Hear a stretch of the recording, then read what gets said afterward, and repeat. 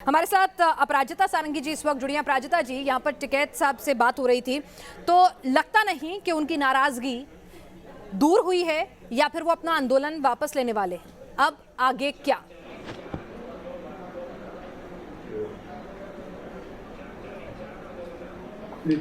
आप सबको मेरा नमस्कार।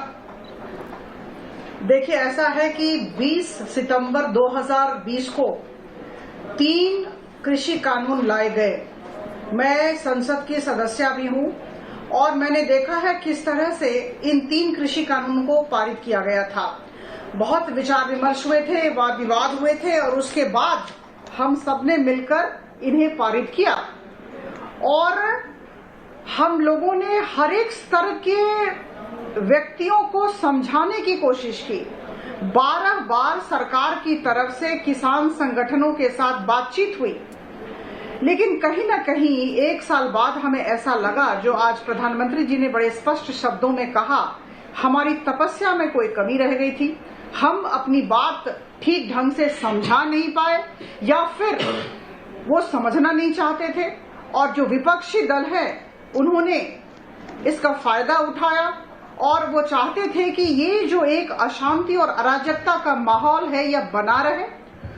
और इसी वजह से उन लोगों ने जो किसान संगठनों को उकसाया, जो किसान संगठन विरोध कर रहे थे उन्हें उकसाया और उकसाते ही रहे, क्योंकि उनकी राजनैतिक सार्थकता पर प्रश्न चिन्ह लग चुका था और लग चुका है जी। ऐसा उन्हें प्रतीत होता है।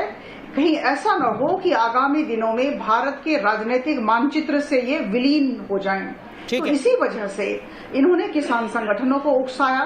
तो हमें लगा कि हमें शांति चाहिए, हमें अराजकता को विदाई देनी है, तो क्यों नहीं ये जो 3 किसान कानून है इसे विड्रॉ कर लिया जाए। से 3 महीने पहले लगा सब कुछ। बड़े स्पष्ट शब्दों में आज प्रधानमंत्री जी ने कहा है, लखीमपुर में आपने शांति चाहने का बहुत अच्छा सबूत दिया है। हमेशा किसान लखीमपुर में शांति चाहने का सबूत दिया भारतीय जनता पार्टी। विभिन्न पदक्षेप किसान के कल्याण के लिए लिए गए हैं और आगामी दिनों में भी लिए जाएंगे। हम किसानों के साथ, हम अन्नदाताओं के साथ। अपराजिता जी जवाब दीजिए, भाजपा साहब सवाल उठा रहे हैं लखीमपुर का। लखीमपुर कांड भी याद कर लो बहन जी,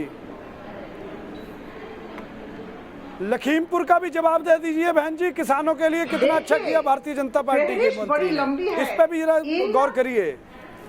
कुचल दिया गया उनको गाड़ी से। आदरणीय प्रधानमंत्री जी के नेतृत्व और वो मंत्री अभी आपके मंत्रिमंडल में बैठा है। के लिए अगर आप मुझे समय दे तो मैं सारी बातें आपके समक्ष नहीं, जो सवाल पूछा है लखीमपुर को लेकर उसका जवाब दे दीजिए। मनोवृत्ति लेकर आप सोचें कि प्रधानमंत्री मोदी जी ने क्या क्या काम किया।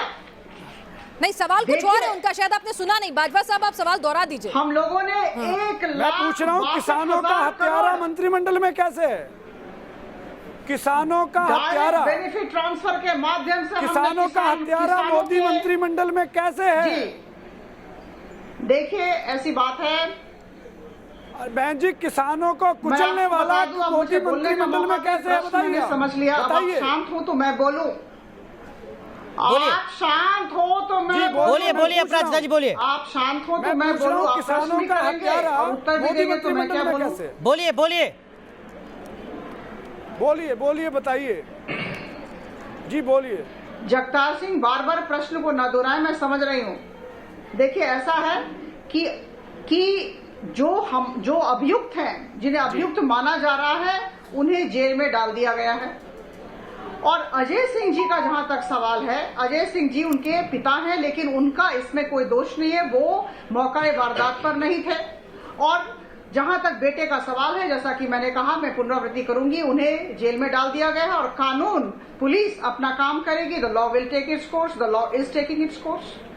तो मुझे लगता है कि हर बात को घसीटने की जरूरत नहीं और हर बात का राजनीतिकरण न हो तो बेहतर है। बेटे की जिम्मेदारी पूछे कि मोदी सरकार ने किसानों के लिए क्या किया। माफ कीजिए बाजवा साहब, अपराजिता जी माफ कीजिए, आप दोनों को रोक रहा हूँ, बाकी पैनलिस्ट को भी चर्चा में लाते हैं एक बार।